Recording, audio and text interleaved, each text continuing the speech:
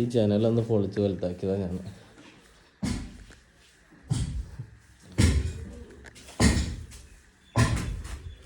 പോയി കറൻ്റെ അവസ്ഥ ഒന്നും ചെയ്തു. ഏകദേശം മൊത്തം പൊളി കഴിഞ്ഞു.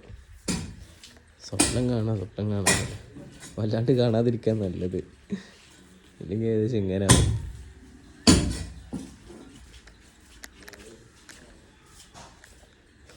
ഇതിപ്പോൾ കിടക്കാൻ പരല്ലാത്ത അവസ്ഥയായി.